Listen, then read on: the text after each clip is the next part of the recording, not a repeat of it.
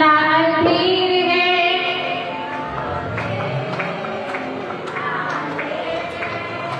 ना तो देर है ना अंधेर है।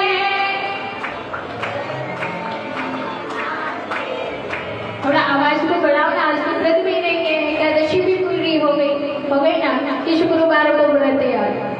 हाँ, यहाँ की लुगाया नहीं करे, नहीं करे, नहीं है, नहीं तो फिर अच्छे से गाओ ना। और ना तो देर है ना अंधेर है,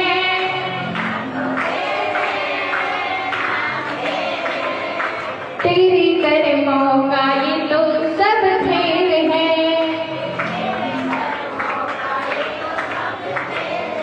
हाँ, अब ऐसे ही लंबे लंबे हाथ और ताली बजाते हुए गाना सबको। हो ना तो देर है ना अंधेर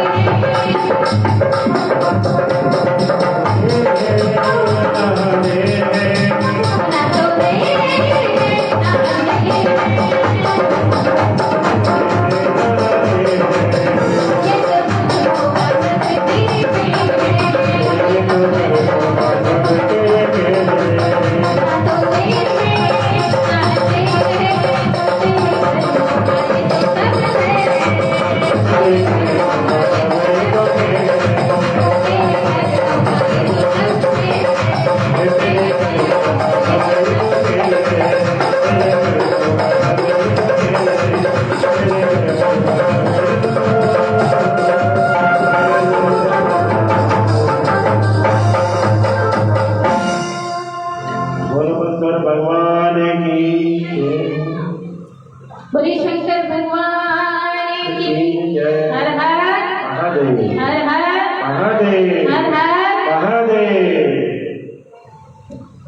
और अब हम हमारी शिव महापुराण की जो कथा है उसका यहीं पर विश्राम करते हैं, है ना। और कहाँ चलते हैं? नारी बाई का मायरा, यानी कि नरसिंह जी का चले। नारी बाई का मायरा अभी नहीं, वो तो कल भराएगा। अभी नरसिंह चरित्र में हम सभी लोग चलते हैं। आइए एक बार सभी लोग सावलिया सरकार को बुलाते, बड़े भाव से प्रेम से सभी प्रेम से जयकारा लगाएंगे। बोलिए वृंदावन बिहारी लाल की। जिस तरह आप सबको मालूम है कि दो कथा चलती है हमारी, और आज नारी बाई के मायने की कथा में तृतीय दिवस में हम लोग प्रवेश करेंगे। कल आप सभी ने श्रवण किया कि किस प्रकार हमारे नरसिंह जी मेहता भगवान भोले बाबा का अभिषेक करा।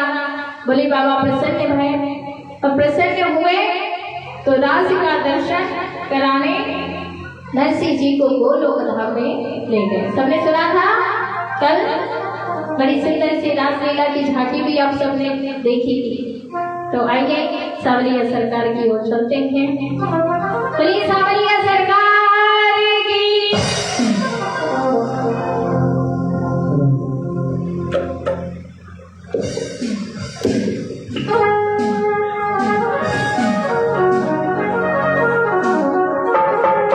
सावलिया सरकार की। अभी को ले गुजरी भगवान श्याम से कई प्रकार से बताया है। भले सावलिया सरकार की।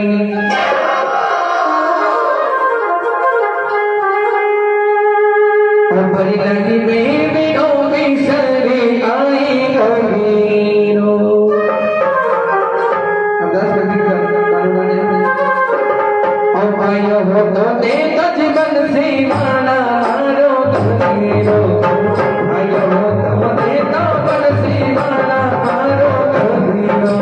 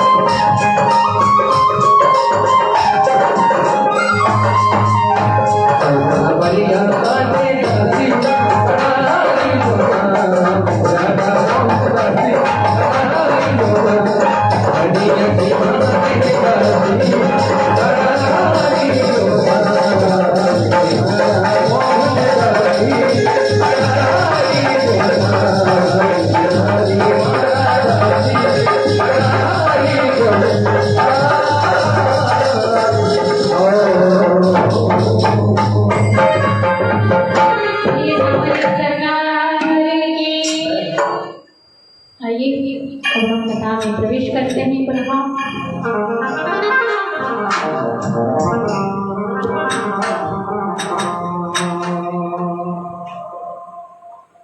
कल आप सब ने बड़ी सुंदर से कथा श्रवण की थी। कल हमारे भोले बाबा ने नरसिंह जी से कहा कि यदि भगवान के राज का दर्शन करना है तो गोपी बनना पड़ सकता, बिना गोपी बनने राज का दर्शन होवेला को क्या लिए नरसिंह जी भोले बाबा अपने साथ गोलोक धाम में ले गए।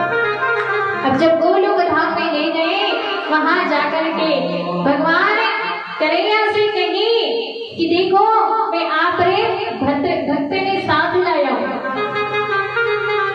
भगवान ने कही कि मारो भक्त आपने साथ नहीं कर लो।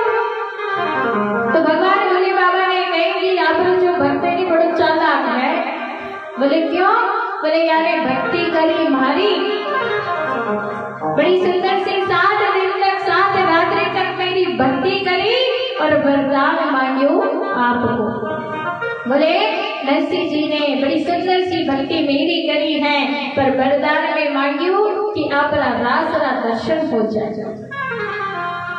तो भगवान ने कही अच्छा ठीक है। बोले बाबा नरसिंह जी ने वहीं छोड़ के चला गया। अब नरसिंह जी रासरा दर्शन कराने वास्ते भोले बाबा तो चले गए, पर भगवान द्वारिकाधीश ने उनके हाथों में मसाल पकड़ा। भगवान के रास में कोई अंधेरा होता है क्या? भगवान तो प्रकाश का स्वरूप है, स्वयं सत्य का स्वरूप है, चित्त का स्वरूप है महाराज। और चित्त का मतलब होता है प्रकाश। लेकिन निकट से पास से नरसिंह जी रासरा दर्शन करे, यानी उन्हें मसाल पकड़ने सेवा शुरू कर दी। अब जैसे मसाल पकड़ के खड़े हुए, रास चल रहा था। भगवान रास करता है ना तो संपूर्ण संसार नृत्य में हो जाता है, सारा संसार नाचने लगता है। प्रकृति अपने फूलों को विकसित कर देती है, सारा संसार चंद्रमा नाचे, सूरज नाचे, सारे तारागण भी नाचते, ऋषिगण नाचते हैं। यमुना गंगा जो बड़ी बड़ी नदियां हैं सब कल कल कल कल कर बहती है महाराज। इसी प्रकार बड़ी सुंदर सा प्रकृति का दृश्य हो जाता है प्रभु जब नृत्य करते हैं। राज को देखते देखते नरसिंह जी का क्या हुआ, इतने मगन भय कि उनको हाथ जलने लगे। अब जैसे ही जलने लगे, माला दूर से राधा रानी ने देखा तो भगवान कन्हैया से कही कि आपने भक्तों हाथ जल रहा है। तो दौड़े दौड़े द्वारकाधीश भगवान नरसिंह जी के पास गए और अपने पीताम्बरी में उनको हाथ छुपायो। जैसे पीताम्बरी से बाहर निकालियो महाराज, नरसिंह जी को हाथ अच्छो हो गए। आज नरसिंह जी ने अपने बगल में बैठा और बैठा करके नरसिंह जी से बातें करी। बहुत देर तक बातें करने के बाद नरसिंह जी ने कही कि भगवान में बड़ो प्रसन्न है। आज मारो मन बड़ी खुशी है कि मैंने आप रासरा दर्शन करे। आज भगवान ने अपनी माला जो पहन रखी थी, आज नरसिंह जी का बड़ा सुंदर सा श्रृंगार किया। अपने गले में जो माला पहन रखी थी उस माला को उतार कर नरसिंह को पहना। नरसिंह जी को माला पहनाई माथे पे टोपी पहनाई है और भगवान जी ने टोपी पहना के लिए कोई टोपी पहना सके। संसार का कोई लोग ऐसा नहीं होया करे महाराज जिन्हें भगवान टोपी पहना दे, उन्हें टोपी पहना सके।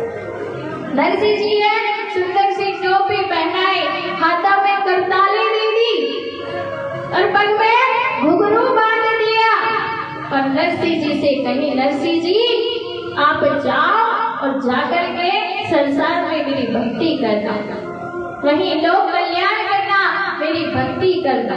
नरसिंह जी के वे कि नहीं ठाकुर जी, मारे पाछी में छाती कुटेला में काम पहुंचा रिया है, मारी भाभी साहब मारे गालियां काटे हैं, मैं नहीं जाना चाहूँ, मैं तो यही रहूंगा आपके पास। भगवान ने कही नहीं जानो पड़सी नरसिंह जी, संसार में आया हो तो संसार में तो रहना पड़सी। या लिए नरसिंह जी से कही कि मैं आपको एक राज देता हूँ, जब भी आप उसकी चिंता मत करो, मैं द्वारिका में आएंगे आपने बहुत मोटी हवेली बना के दूंगा, आप अपनी पत्नी के साथ वहीं रहना हवेली में और वहीं पर मैं आपको बहुत सारा धन दूंगा, आप वहीं पर बैठ करके मेरा भजन करना। नरसिंह जी ने कही ठीक है प्रभु। नरसिंह जी ने भगवान केदार राग दिए कि जब भी नरसिंह तू केदार राग गाएगा मैं तेरे सामने जहाँ भी होगा प्रकट हो जाऊंगा। जैसे ही केदार राग दिया नरसिंह ने कहा ठीक है, बोली सावरिया सरकार। केदार राग प्रभु ने नरसिंह जी ने दे और बढ़िया सुंदर सा श्रृंगार कर नरसिंह जी पीछे धरती माथे छोड़ के जाने लगे। नरसिंह जी पीछे मुड़ मुड़ के देख रहे हैं, प्रभु को छोड़ने का मन नहीं करता, प्रभु आपको छोड़ने का मेरा मन नहीं कर रहा है, मैं कैसे आपसे दूर हो जाऊं, प्रभु मने बात धरती पे मत भेजे। बार बार पीछे मुड़ मुड़ के देख रहे हैं, पाछा जाता साविना मर जियो दुख पावे रे, पाछा जाता साविना मर जियो दुख पावे रे।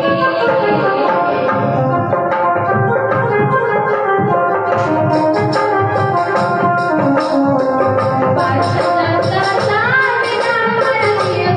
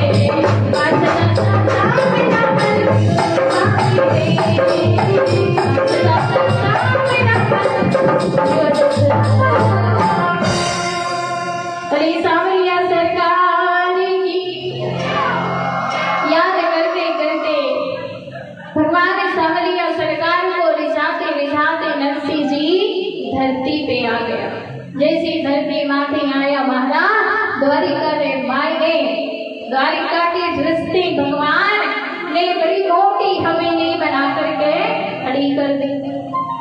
अब नरसिंह जी की पत्नी के साथ उन्हीं हवेली में रहने लग गया महाराज। अब जैसे हवेली में रहने लग गया महाराज, अब उस समय 1400 ईस्वी की बात है।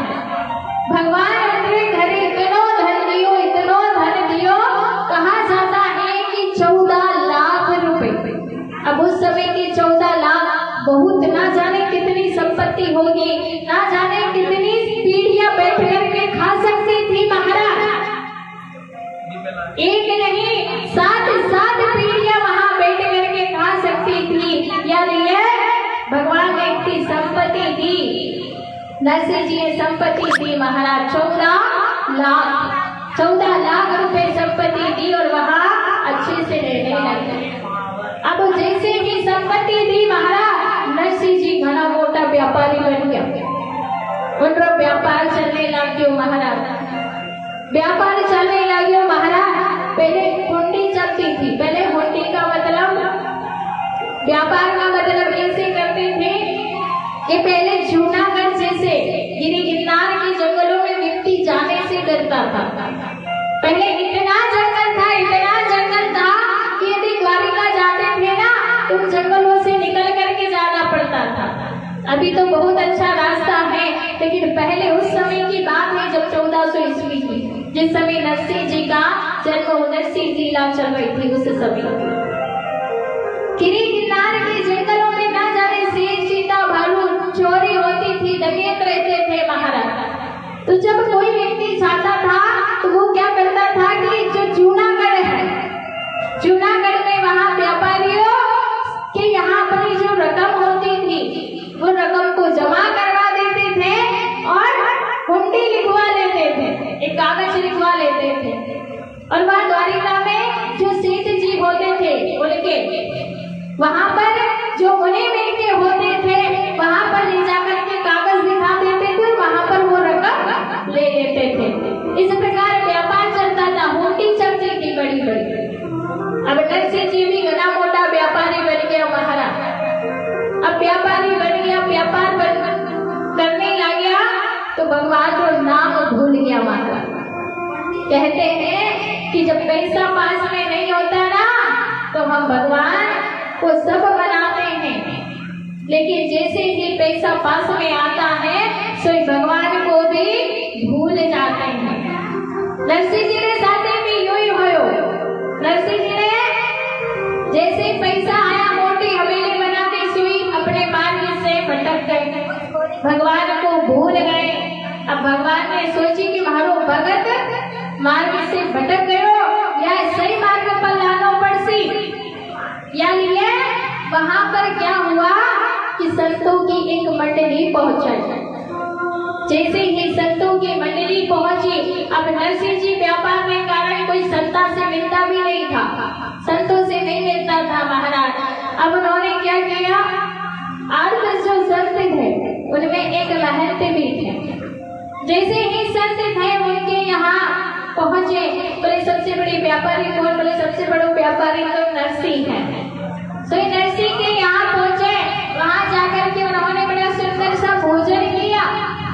नरसिंह जी के मुनियों ने भोजन करवाया और उन्हें दक्षिणा देने लगे। भोजन के बाद दक्षिणा दी जाती है ना, तो वही संतों को भोजन में करवाने के बाद उन्हें दक्षिणा देने लगे। तो संतों ने कही जाओ अपने सेठ जी को बुला कर लाओ, उनसे दक्षिणा लेंगे।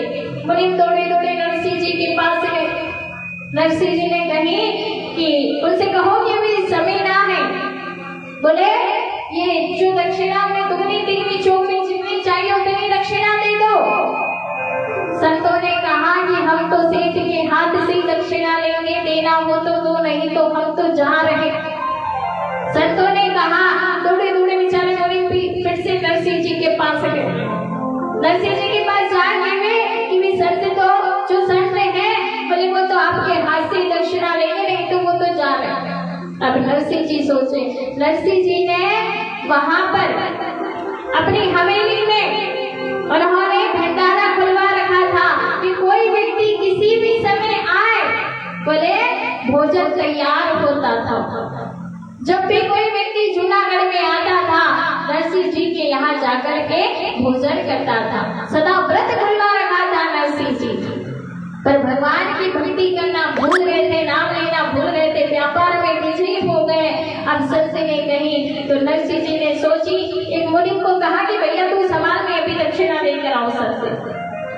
जैसे गए संतों के पास, संतों को दक्षिणा देने लगे और उनके चरण स्पर्श करने लगे। सोई महंत जी ने नरसिंह जी के माथे पर हाथ रखा।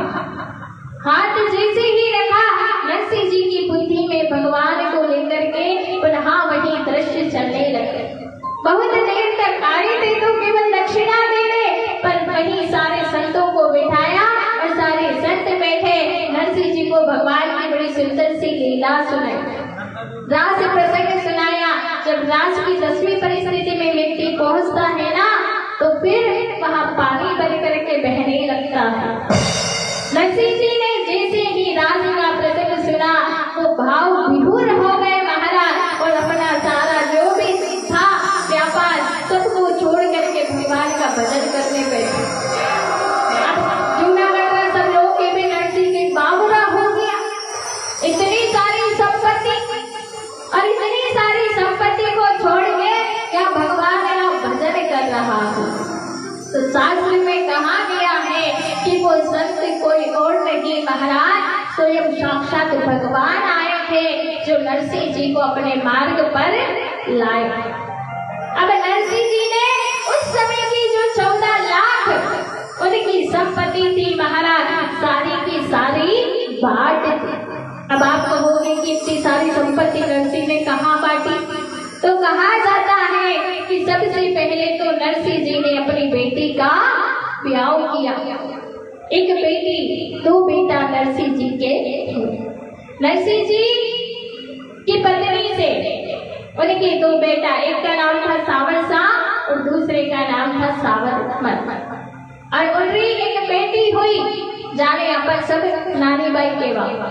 नानी बाई उनको नाम था कबरी बाई, पर ऐसा कहा जाता है राजस्थान में कि छोटी बेटी होती है तो उसको बाई यानी छोटी नानी नानी कह करके बुलाते, फिर उनका नाम नानी बाई कहते थे। कबरी बाई उनका नाम था। अब जो नरसिंह जी थे 3 बेटा बेटी हो गए वहां, तो सबसे पहले तो उन्होंने अपनी बेटी का ब्याह किया। ब्याह में जितना था सारा धन लगाया महाराज, और जो बचा था ना वो सारा धन कई गरीबों की कन्या का विवाह करवा दिया, कहीं कुछ कर दिया, कहीं रिश्तेदारों में बंटवा दिया महाराज। क्योंकि भज कलदारम मूड बथे, जथे पैसा होवे उठे सारा रिश्तेदार हो गए महाराज। अभी हम कहें कि रिश्तेदार को फोन लगा कि हम मुसीबत में हैं, आज हमारे काम आ जाओ, तो रिश्तेदार कहेंगे ना ना अभी हम बिजी हैं, बाद में काम आएंगे। भैया मुसीबत में तो हम आज बाद में काम आके क्या करोगे। तो उस समय केवल और केवल भगवान ही हमारे काम आता है महाराज। सारे रिश्तेदार नातेदार एक समय कोई काम नहीं आता, वो केवल और केवल भगवान ही काम आता। नरसिंह जी ने पहले अपनी बेटी को ब्याह करो, नानी बाई को। कहा अंजार नगर में एक श्रीरंग जी नाम के मेहता परिवार में, श्रीरंग जी मेहता बड़े व्यापारी, उनके बेटे थे 3, जिसमें सबसे छोटा बेटा परशुराम, उसके साथ नानी बाई का ब्याह किया।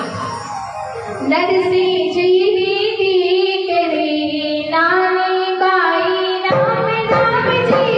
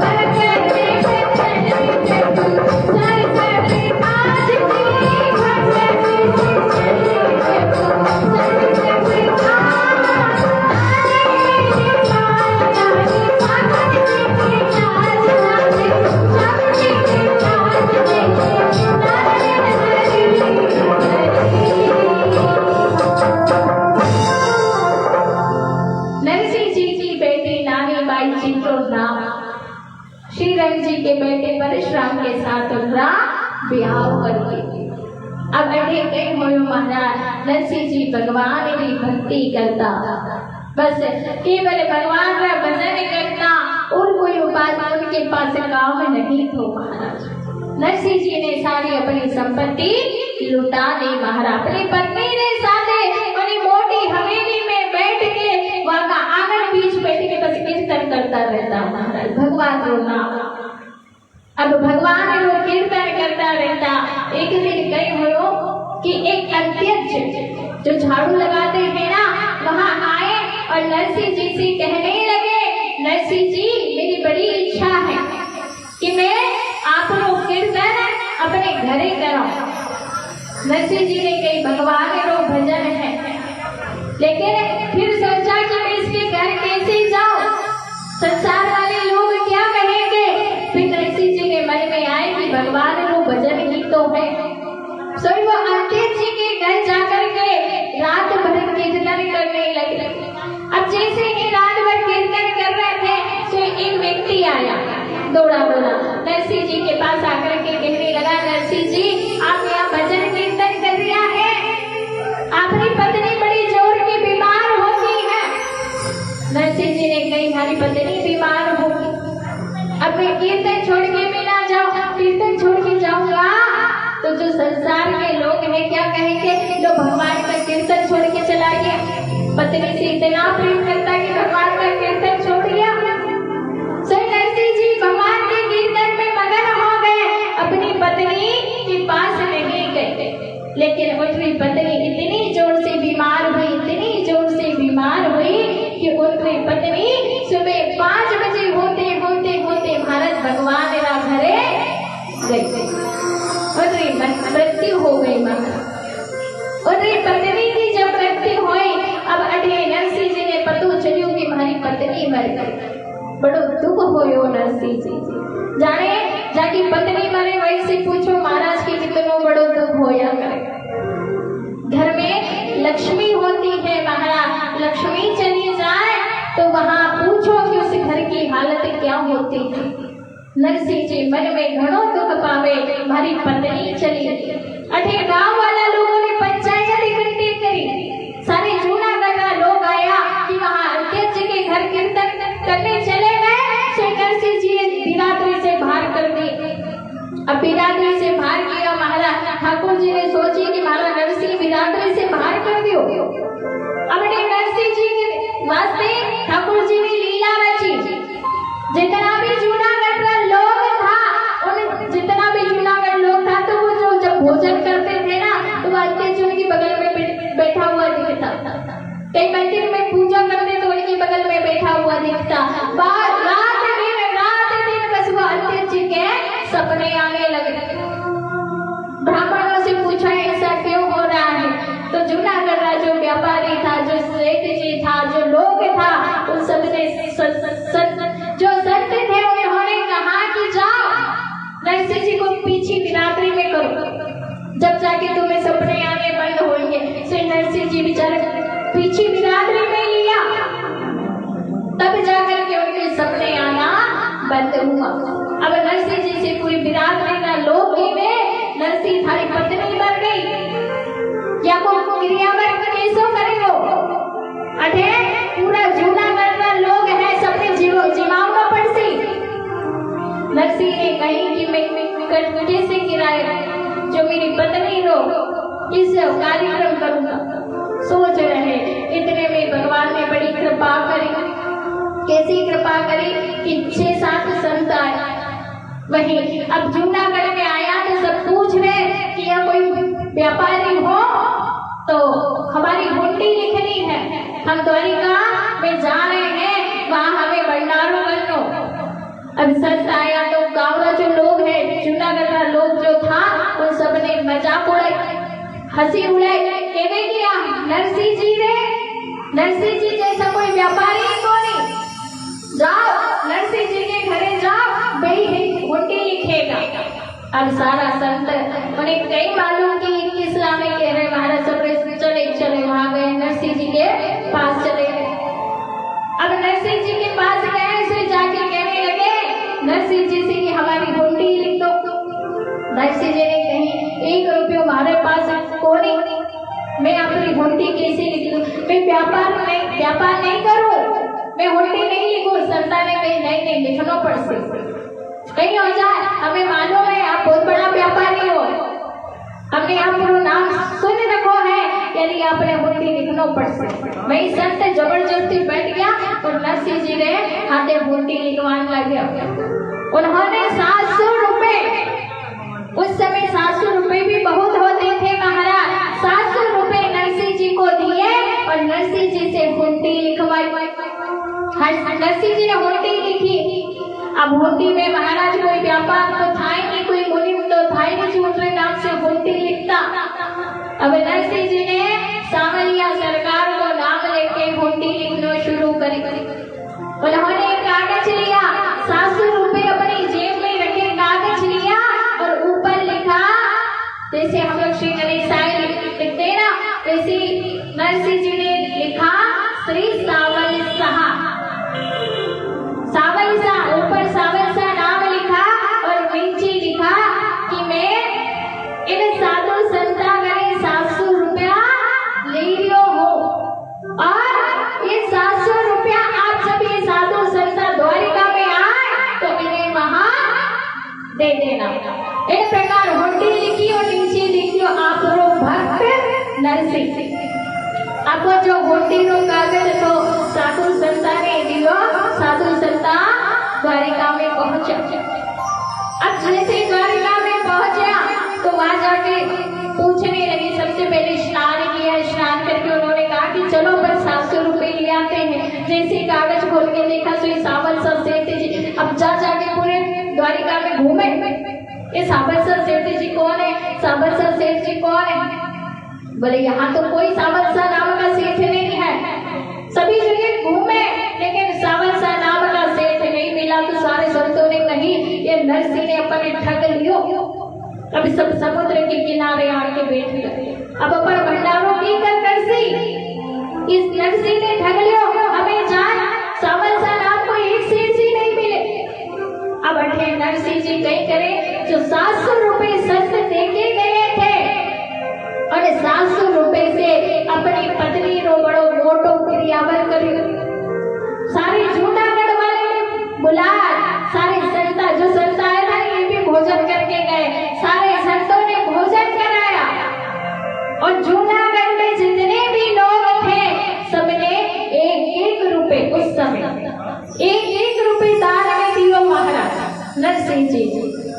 अब अठे नरसिंह जी ने अपनी पत्नी को क्रियावर करके जैसे ही उस कार्यक्रम से फ्री हुए सो बैठे थे, एकदम संता की याद आ गई।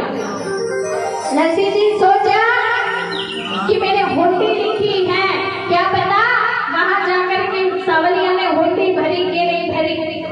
स्वयं नरसिंह जी भगवान ठाकुर जी के सामने आकर के बैठ गए और कहने लगे, मारी हुंडी हमारी हुंडी, मारी हुंडी सावलिया रे हाथ दे, सावलिया रे हाथ दे।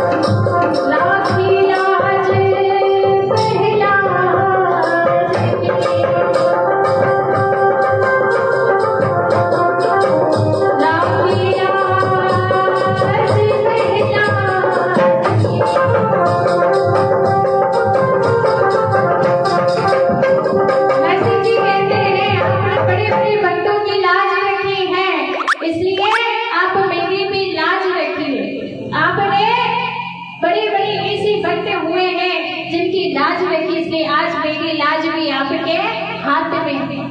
राखी लाज पहना देगी,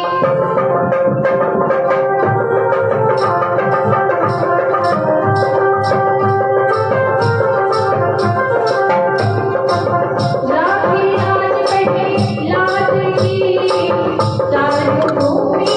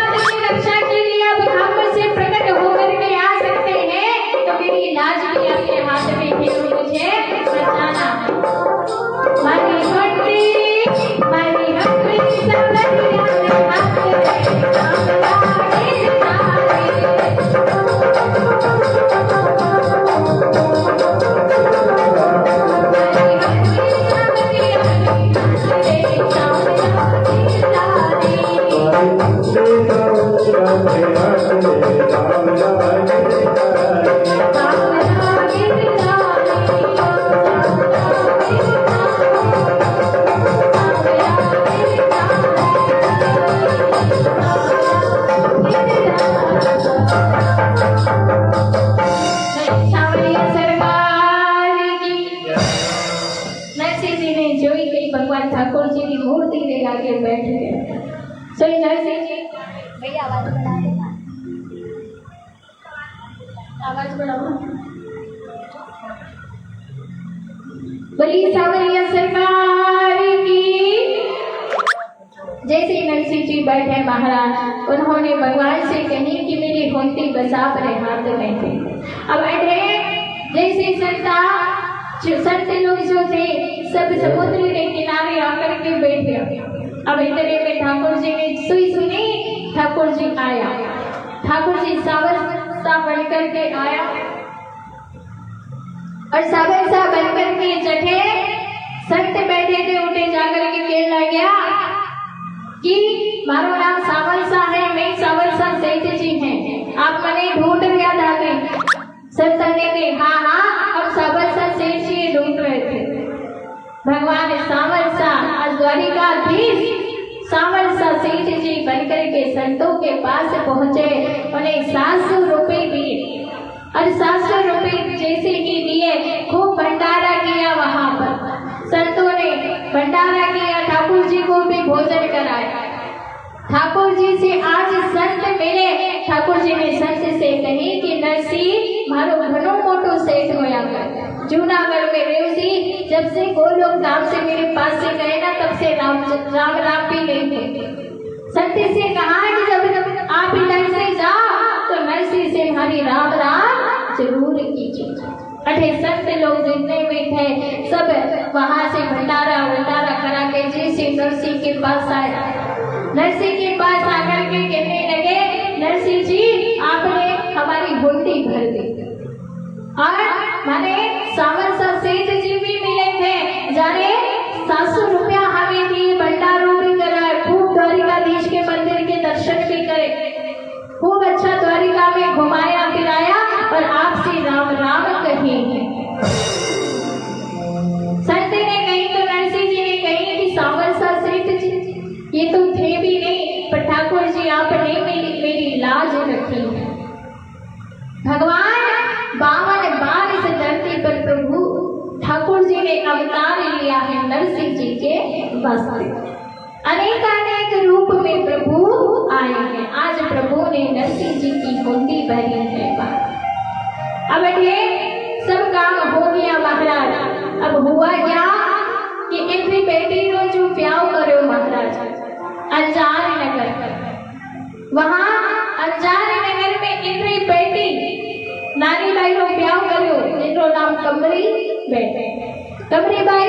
अब उनकी भी बेटी हो गई महाराज। नानी बाई की भी बेटी हो गई, अब भाभी बड़ी हो गई, उनको भी ब्याह टेम आयो। नरसिंह जी अपनी बेटी ने जब से ब्याह करियो ने तब से नरसिंह जी अपनी बेटी से मिलिया नहीं था। अपनी बेटी की बेटी बड़ी हो गई, उनको भी ब्याह संबंध तय हो गयो महाराज, पर तब तक ठाकुर तो तब तक नरसिंह जी अपनी बेटी से नहीं मिली। अब अठे कई होयो नरसिंह जी ती जो बेटी रो ब्याह नहीं होयो सोई वहां पर ब्याह रा घर जानो ही हो, कितनी तैयारियां होया कर। अब नरसिंह जी का जो समझी था श्रीरंग जी में, श्रीरंग जी अपनी पोती रो ब्याह आयो तो पत्रिका लिखान लगे महाराज। गांव राजार नगर का जितना भी लोग था सभी बुलाया और सभी बुलान कहीं कि सबसे पहले किनको नाम लिखा, सारी व्यवस्था बताओ, किन प्रकार ब्याह करनो, किन प्रकार नहीं करनो, किन्हें बुलावना किन्हें नहीं बुलावना। दो चार थोड़े लोग थे उनको भी बुलाया, सबको बुलाया। अब वहां पर बैठ करके सब पत्रिका लिखने लगे, पत्रिका लिखने लगे। सभी गांव के बूढ़े लोग थे, उन्होंने कहा कि सबसे पहले पत्रिका लिख दो। बोले किसको? बोले सबसे पहले गणेश जी को पत्रिका लिखो। अरे मारे प्यारा गजानन आई जो जी, रिद्धि सिद्धि ने संग में ले जो जी, मारा प्यारा गजानन आई जो जी, रिद्धि सिद्धि संग में ले जो जी।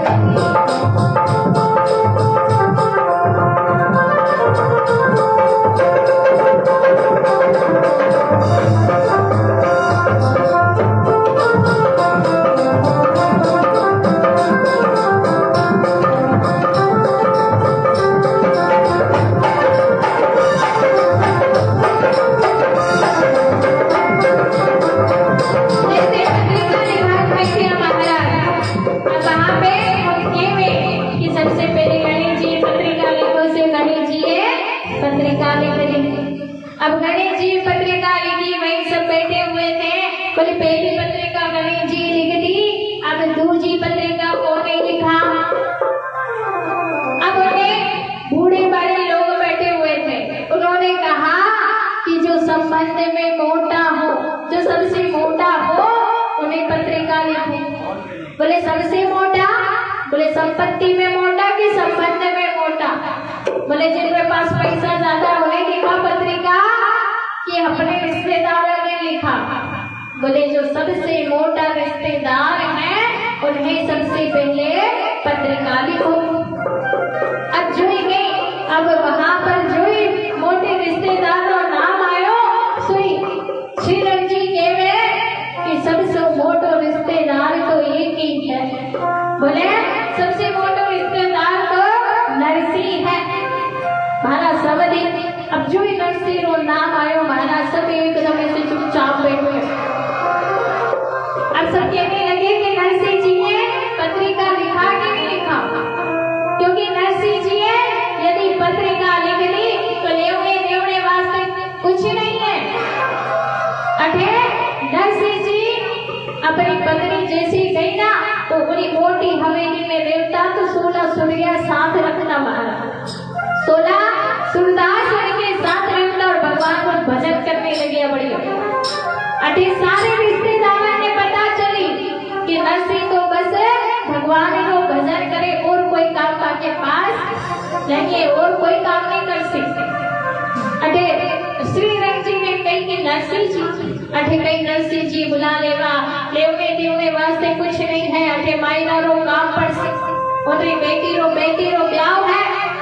अठे तो मायरो भरनो पड़सी, अठे कई साधु संता ने ले अठे आ जाए, कई कुंभ रो मेलो बनावे तटे काम को नहीं चलती। यानी श्रीरंग जी ने कही अपन पत्रिका नहीं लिखा। अब इतने में एक बूढ़ा बाबा वही बैठा हुआ था गांव का, उसने कही कि देखो पहले के जमाने के लोग ऐसे थे कि पहले के जमाने के लोग जोड़ कर रख लेते थे और ऐसे जोड़ते थे कि कहाँ हमें काम आने वाला है, फिर खर्च करते थे। तो यह क्या अपनी बेटी के वास्ते उन्होंने भी धन संपत्ति जोड़ रखी हो, क्योंकि घना मोटा व्यापारी था, घना मोटा सेठ जी था। यार ये जोड़ के रख लिया हो कि हमारी बेटी के ब्याह में मैं मायनो भरूंगा। और कहीं पर पत्रिका नहीं लिखा तो कई बार संपत्ति भी वही धरी धराई रह जाए, यार ये पत्रिका लिख लो। अब नरसिंह जी महाराज दूसरी पत्रिका लिख ली। अब पत्रिका लिखी, सारा रिश्तेदारों ने पत्रिका लिखी।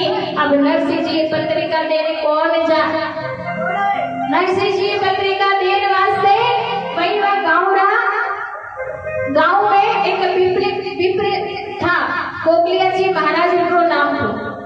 ब्राह्मण था, दुबला पतला ब्राह्मण, भूत्य सोई उड़ जाए, इतना दुबला पतला था।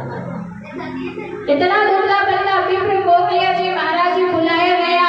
श्री रंग जी ने बुलाया और उन्हें श्री रंग जी की पत्रिका दी कि या जूनागढ़ में पहुंचानी है। अब विप्र कोकलिया जी महाराज ने सोची कि अभी पत्रिका लेने तो जाओ ना पड़ सकती, अब लेके जाओ पर पहले नानी बाई से मिल आओ कि कहीं नानी बाई कहीं अपने पिता को कोई संदेश तो नहीं पहुंचा दो। याद ये कोकलिया जी महाराज जैसे गया से नानी बाई तो नहीं मिली, उनकी सास मिल गई। सास ने कही कि आप कहाँ जा रहे हो? बोले हाँ जूनागढ़ जा रहे हैं पत्रिका ले। नानी बाई के पिताजी ने पत्रिका पहुंचाने वास्ते।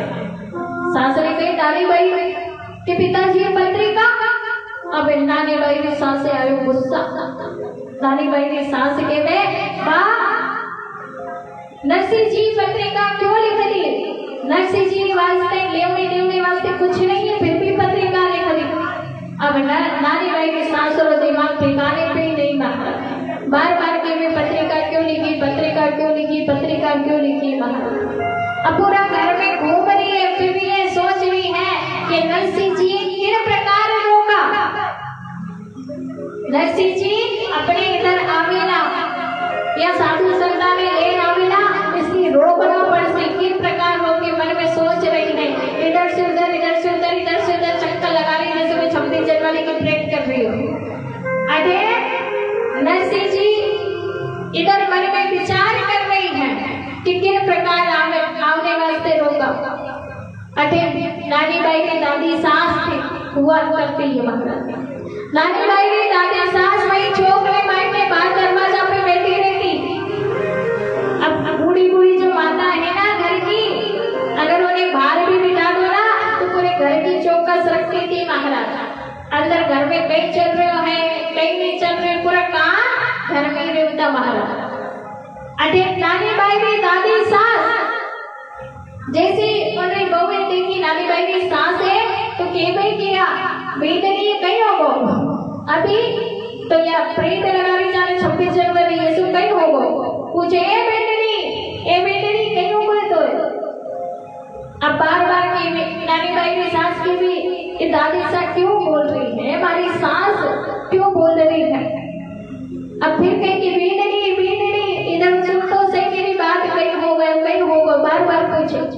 सो इस नानी बाई की सास से आकर के कहने लगी दादी सास से कि खा लो बेटनी है, ए बेटनी में तो पूछ रही है कहीं होंगे थाने। नानी बाई की सास के भी कहीं होंगे थाने खानी पड़ी अभी तक। वो जो नरसिंह है उन्हें पत्रिका लिख दी।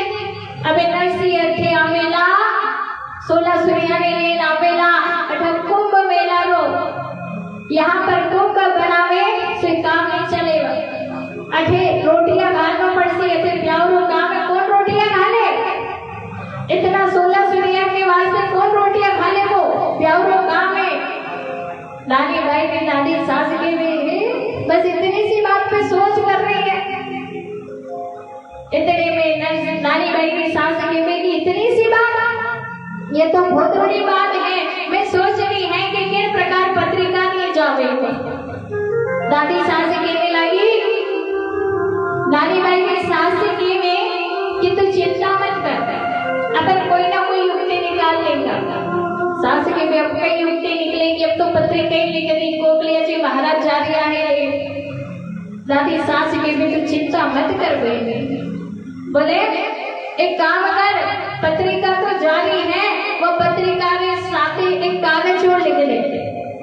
बोले एक कागज हो गए, फिर मनवार रो कागज लिखा जाने आपने आलोल पड़सी। बोले मनवार रो कागज नहीं लिखा। नानी भाई ने दादी सास के में होती बहु से कि मनवार रो कागज नहीं मायदारो कागज लिखो। बोले मायदारो कागज? बोले हाँ। बोले मायदारो कागज लिखो, इतो सामान लिखो, इतो सामान लिखो कि जितना भी सामान हो सब सामान लिखो और नीचे कागज में लिख दो कि माई वो जुड़ जाए तो आजाजो, नहीं तो अपने घरे झंझा करताला बजा दो। अब नानी बाई की सास की में कि अब ये बात तो बड़ी अच्छी गई। दादी सास मोह कई मालूम थी, मैं पहले ही आपसे पूछ लेती। दादी सास आप में तो दादी सास से कहते कि बाओ आप में तो बड़ा दिमाग है, बड़ा बुद्धि लगाए हो। तो नानी भाई ने दादी सास कहे कि मैं थारी सासू हूँ सासू। बोले मारे में इतनी बुद्धि नहीं होती नहीं तो तू हमारी सासू होती। बोले मैं थारी सास को नहीं होती। अब नानी भाई की दादी सास कहने लगी कागज लिखो मायदारो कागज लिखो। अटे नानी भाई की सास आवाज लगावे ए नारायणा नारायणा ए नारायणा। नानी भाई रो देवर रो नाम हो नारायण। और ये आवाज लगा अटिया अटिया नानी भाई रो देवर आयो। नानी भाई की देरानी जेठानी सब मिल करके आ गई महाराज और सब एक इतना बड़ा कागज लेकर के बैठे और लिख रहे। नानी भाई की दादी सास बता रही है कहीं कहीं लिख लो। सास में मंडी और देरानी जेठानी सब मिल बैठी आई से।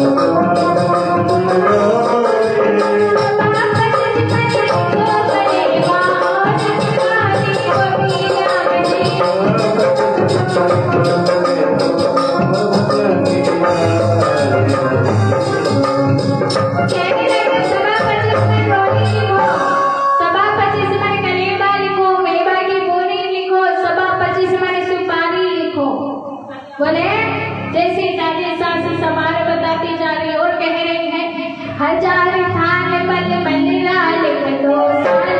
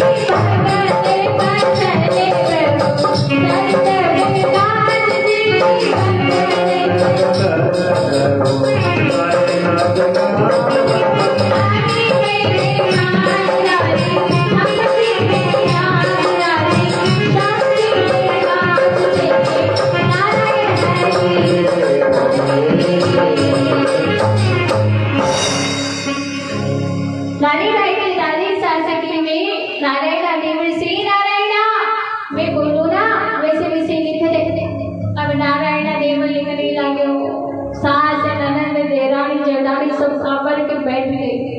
अब बीच में दादी साहब बिठाए और दादी साहब बिठाए। दादी साहब कहने लगी सबा 25 मन लिखो रोली, सबा 25 मन सुपारी जी, सबा 25 मन कलीमा लिखो और बेबारी कोरी, सबा 25 मन रोली लिखो। अदले में नारायण देवने के दादी साहब थे अपनी सबा 25 मन रोली रू कहीं करेगा। दादी साहब के में अपनी अटे हवेली में पुताई करे घड़ा दिन हो गया। कहाँ तक चूना से पुताई करा। अब रोली आ जाएगी तो वह लाल लाल दिवाली पे कहाँ मजा आएगी।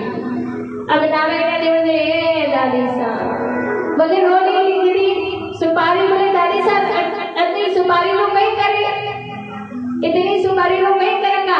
तो दादी साहब ने कही कि सुपारी लिख दो, और सुपारी लिखे तो जो काम आएगी सो काम आएगी, जो काम नहीं आएगी अपने बाजार लगे, बाजार में जा बेच किया जाएगा, जो पैसा आएगा सब मिल के बांटे लगा।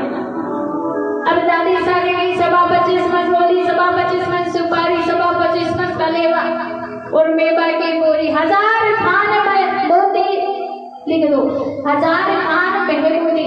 यानी कि उस समय महमूदी नाम का कपड़ा चलता था जो चिकना होता था, चिकना होता था, यानी कि 1000 रुपए का एक हाथ भर कपड़ा आता था उस समय। वो कपड़ा लिखा महाराज। और नरसिंह जी का जो ब्याई है श्री रंग जी हसरिया एरिया के बेचारा भगत बड़ा है, भापड़ा बोले भगत बढ़िया फिरिया है, करताला बजा रही है, झंझा करताला बजा रही है, कहाँ से इतना मायरो भरेला समझी, कहाँ से इतना मायरो भरेला। तो श्री रंग जी के वे हंस रहे जोर जोर से श्री रंग जी, और दादी सा के वे कि नारायणा इन्हीं कागज में कोई सोनारी सिल्लाड़िया लिख दो, सोनारी सिल्लाड़िया रू नहीं करूँ दादी सा, अरे हमारे मन में घनी इच्छाओं है। अब जो दादाजी था नारायण जो देवर थे नारी बाई, और जो दादाजी थे बोले मैं केले थक गई कि हर दादा सा बार बार कहती है हमारी सोनारी सिल्लाड़िया ले आओ, सोनारी सिल्लाड़िया। बोले एक पे बैठूंगी नहाऊंगी तो स्नान करूंगी तो, एक बैठने के लिए और एक हाथ पे घिसने के लिए, ये लिए 2 सोनेरी सिल्लाड़ियां लिख दो, छोटी मोटी नहीं बोले बड़ी बड़ी लिखो। एक प्रकार पूरो मायरो लिखो महाराज, और मायरा लिख नीचे लिख दी कि मायरो जुड़े तो आई जो, नहीं तो अपने घरे झंझा करताला बजाता रहे। अब विप्र कोकलिया जी वो मायरा के कागज दियो, विप्र कोकलिया जी महाराज ने सोचे कि एक बार नानी बाई से भी मिल लो।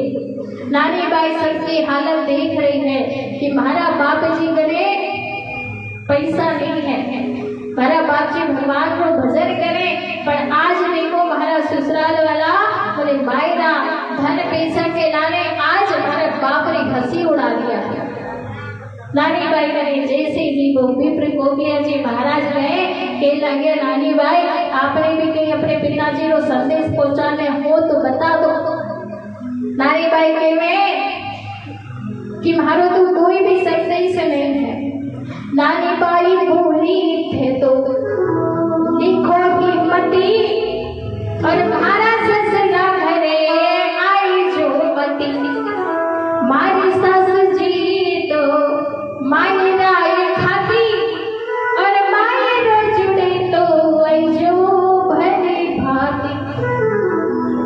नानी बाई बोली कि इतनो तो संदेशो मारो कह दीजो जोशी, और मायरो जुड़े तो मायरो बिना तो थारी हंसी घड़ी होसी। नानी बाई कहने लगी कि आपने पास मायरो हो तो यहाँ आई जो, क्योंकि आगे तो आपने बहुत कार्य संवारे हैं, आपने मारो ब्याह करो घना मोटो दुगनो तिगनो दायित्व दियो, पर आज हमारी बेटी रो ब्याह है, यहाँ भी आपने मायरो भरनो पड़सी, पर आज आप मायरो नहीं भरेगा तो आपने घनी हंसी होगी, इतनो तो संदेशो कह दीजो जोशी। कोकलिया जी महाराज ने कही ठीक है। जैसे कोकलिया जी महाराज ने मायरा को कागज लियो और मायरा को कागज ले और पत्रिका लेने जैसे ही जान लग गया, सोची कि पहले घर से जाते हैं। अब जैसे ही घर जान लग गया पंडिताई ने कही कि थे जूनागढ़ जा रहा, बोले या तो मायरा रो कागज पहुंचे या थे पहुंचो, दुबला पतला ब्राह्मण थे, पैदल पैदल कैसे जाओगे, होगा कम से कम 600-700 किलोमीटर होगा। तो उस समय उनकी पंडिताई ने कहा कि हमारे तुम कोई भरोसा नहीं और आप बुढ़ापे में वहां जाओगे। तो विप्र कोकलिया जी महाराज के में कि तो पता नहीं है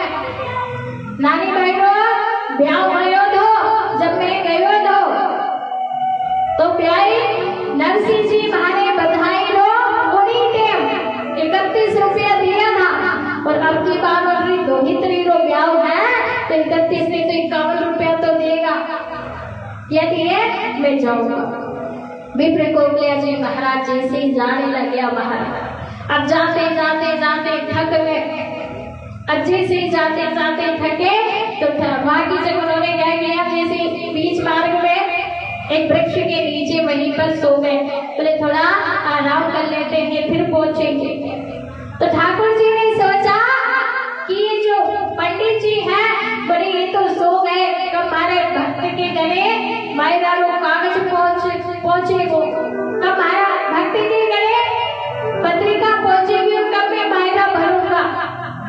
यानी ठाकुर जी ने सोची जल्दी जल्दी करो। तो बुढ़ो ब्राह्मण ठाकुर सुतियो खूटी तार और आकाश सुआयो ठाकुर जी को विमान। ऐसा बुढ़ला ब्राह्मण पर कियो उपकार और जिनमें तो पहुंचायो जूनागढ़ राजा। जैसे जूनागढ़ में जाकर के उन्हें पहुंचाया, ठाकुर जी का विमान आया, उसमें बैठे। वो तो नींद में सो रहे थे महाराज, नींद में पता ही नहीं चला कि वो कब वहां जूनागढ़ पहुंच गए। अब जैसे ही जूनागढ़ पहुंचे महाराज, जूनागढ़ पहुंचे कोकलिया जी महाराज अब घर ढूंढने लगे कि नरसिंह जी को घर का है, नरसिंह जी को घर का है। तो एक परिहारनी वहीं पास कुएं में, गांव के बाहर कुआ, एक परिहारनी वहां पर पानी भर रही थी। पानी भर रही थी तो पंडित जी ने पूछी कि नरसिंह जी लोग घर कहाँ है। तो परिहारनी ने कही कि जिन्हें मोटी हवेली हो और मोटी हवेली रे भाई रे स्वास्तिक बनियो हो।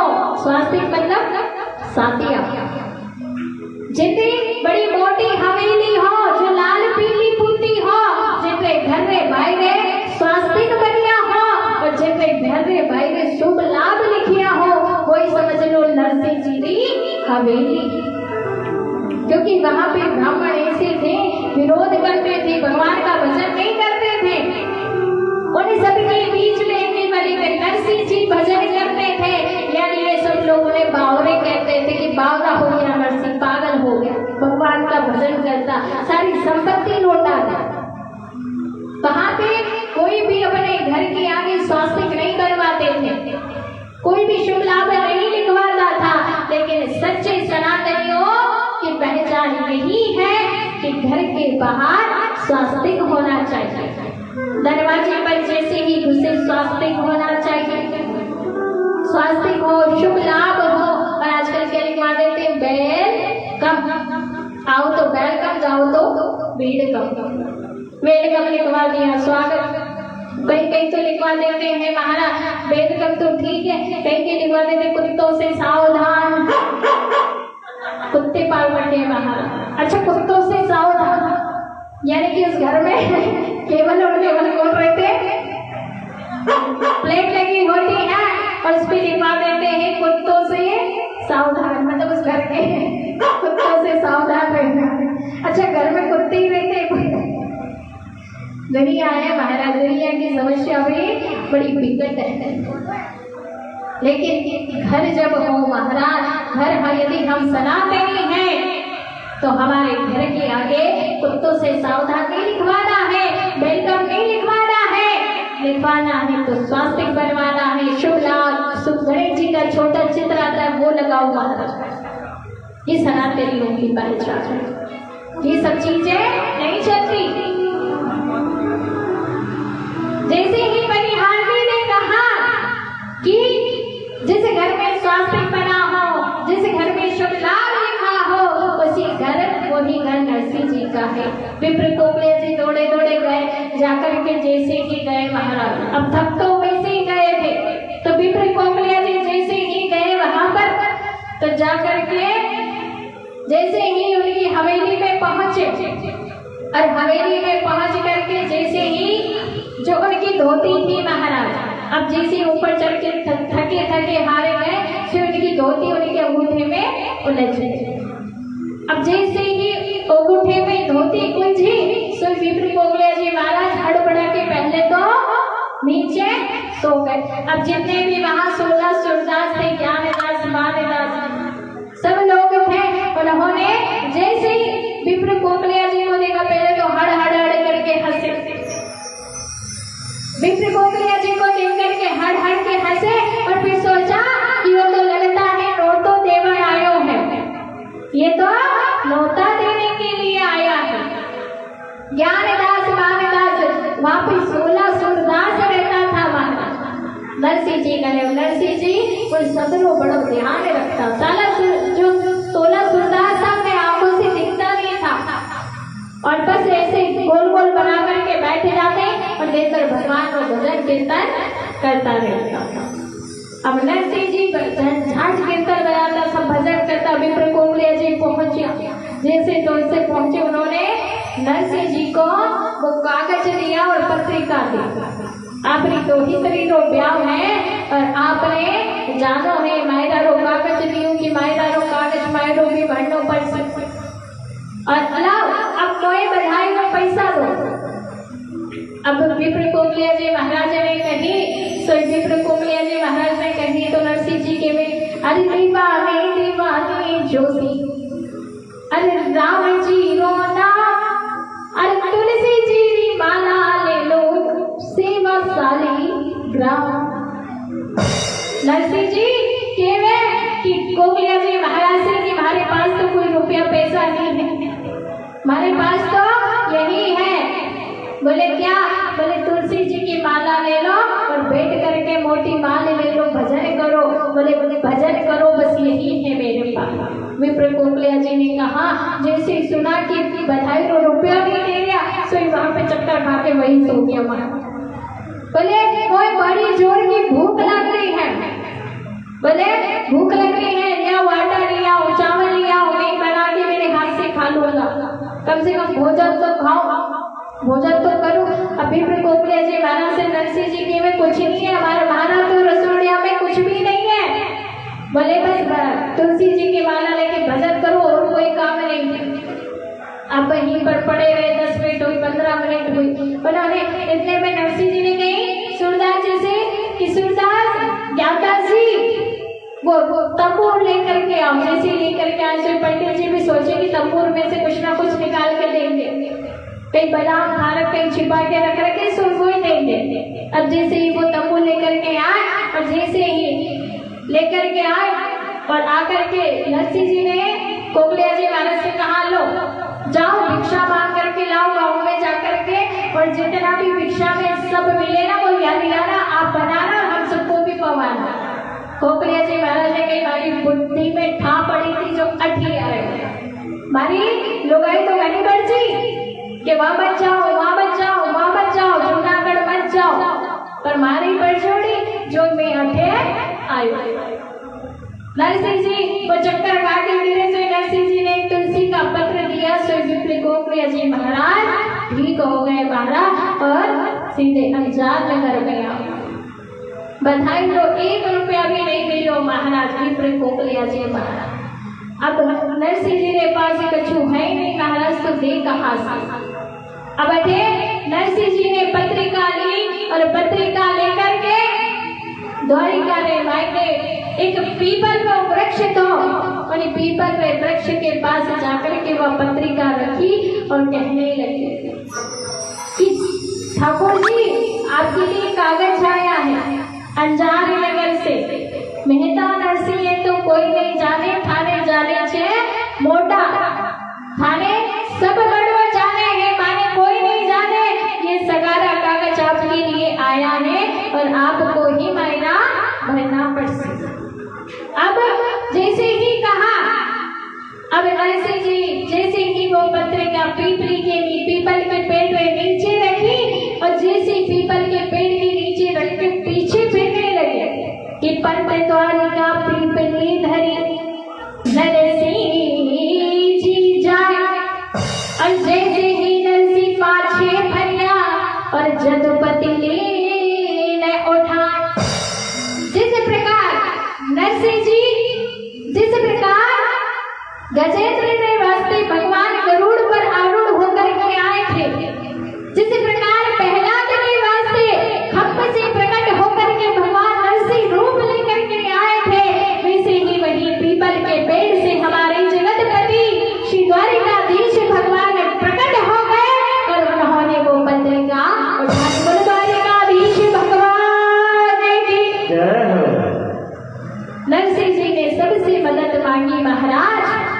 नरसिंह जी की मदद कोई नहीं करे। सबने मदद मांगी पर नरसिंह जी की मदद किसी भी व्यक्ति ने नहीं करी।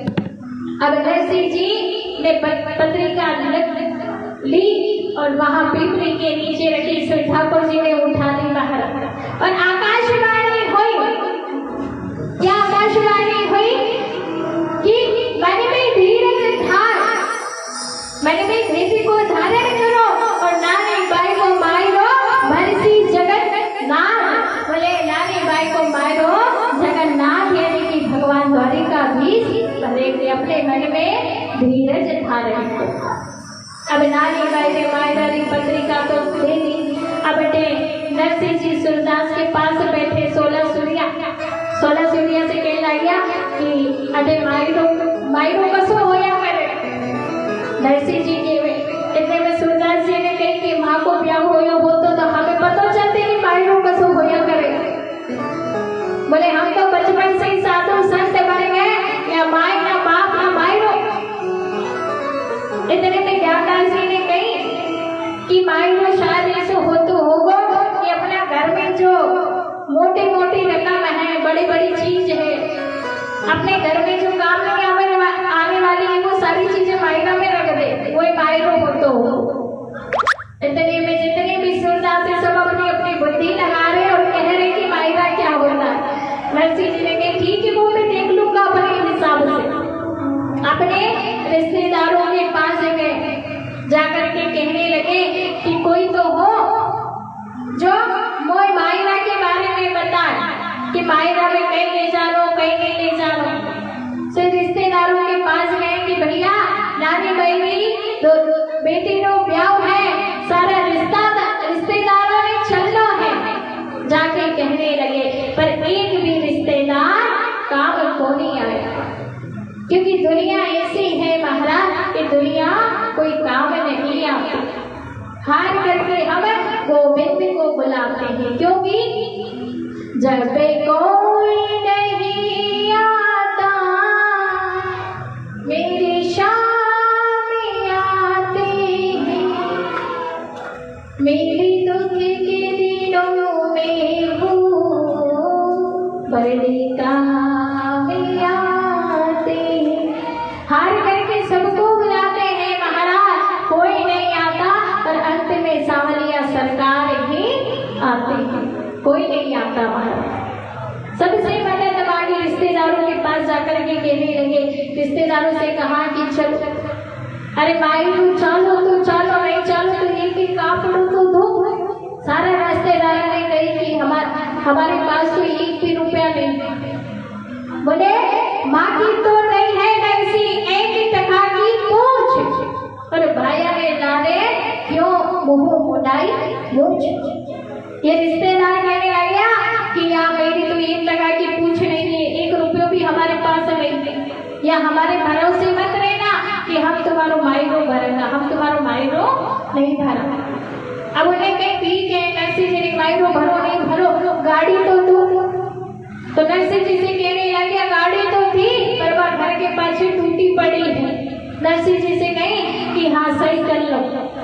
अब टूटी गाड़ी महाराज, टूटी गाड़ी नरसिंह जी ने सही करवाई। अब बेल की कमी है महाराज, कोई बेल देनो नहीं चाहे, अपनी सामग्री नहीं देनो चाहे महाराज। बूढ़े बेल पहले होते थे और बूढ़े बेलों का लोग क्या करते थे कि जंगलों में छोड़ के आ जाते थे, और जंगलों में छोड़ के आ जाते, कोई खाने पीने के नहीं होते, कोई काम के नहीं होते, जंगल में छोड़ आते।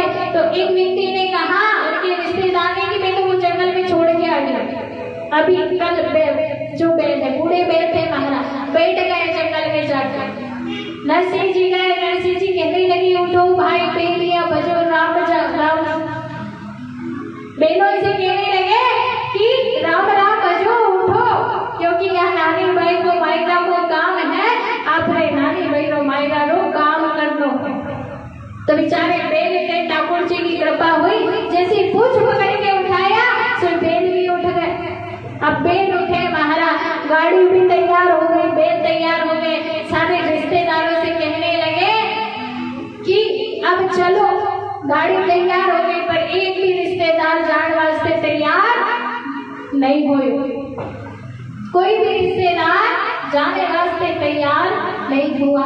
तो नरसिंह जी कहवे कि आज हमारो परिवार हो तो आज हमारे कोई होता, हमारी पत्नी होती, मारो सब होता तो कोई ना कोई तो हमारे साथ जाऊंगा, पर कोई बात नहीं, हमारा सूरदास हमारे साथ है, बस यही हमारे साथ जाए और कोई को सहारो नहीं चाहिए, क्योंकि दुनिया ऐसी ही है महाराज। एक समय सब काम आते हैं और एक समय कोई काम नहीं आता।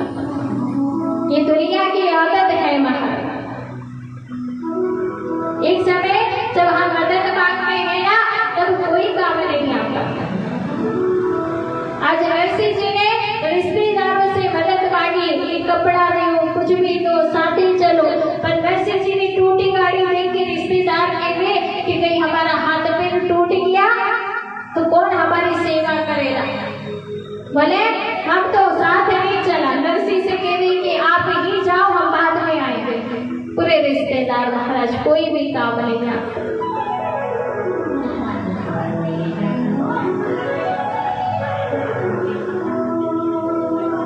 जब कोई नहीं आता मेरी शाम आते मेरे सुख के संकट के आफत के दिनों में वो आते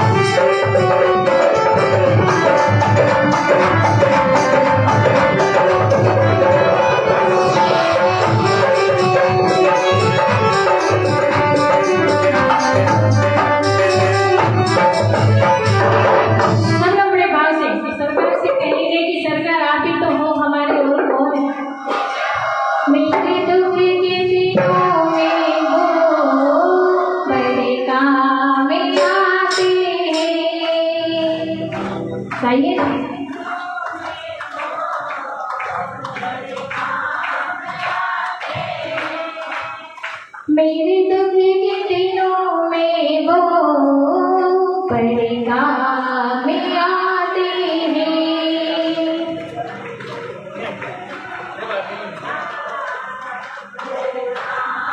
काम नहीं आते हैं, है ना। हमारा काम तो संसार के लोगों से चल जाता है, भगवान कहाँ आते हैं ना, नहीं आते ना। हाँ क्या आते आते तो फिर आपकी आवाज क्यों नहीं आई? हाँ आते तो आवाज तो आनी चाहिए, आते तो फिर बुलाओ आपको। मेरे दुख के दिनों में वो बड़े काम में आते हैं।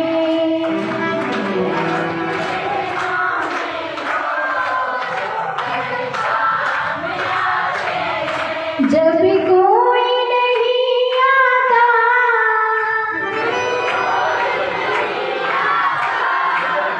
मेरी शाम में आते हैं। मेरे दुख के संकट के आफत के दिनों में वो बड़े काम में आते हैं। एक की आवाज नहीं, मतलब आपके काम नहीं आते, चलो हमारे काम आते तो हम ही गा लेते हैं। हमारे काम आते तो हम तो गाएंगे, इसे आपके नहीं आते आप हाथ पीछे रखो, हमसे ऐसे बैठो और ऐसे आराम से बैठ करके कहना कि नहीं आते। ठीक है, आप ऐसे करते तो नहीं आते नहीं आते, और हम कहते आते ही आते। जब कोई नहीं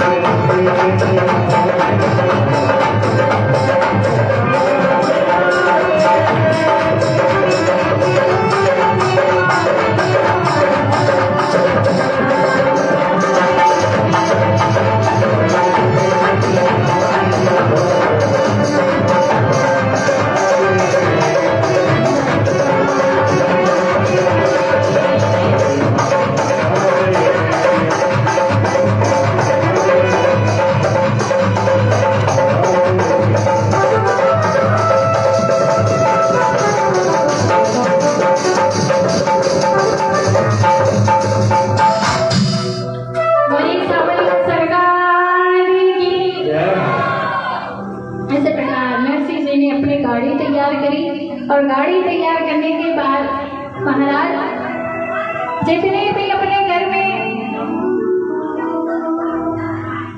जितने भी छोटी मोटी तुमड़िया, जितने भी बड़ी बड़ी तंबू वगैरह जो भी थे, महाराज सबको अपनी गाड़ी में सजाया है।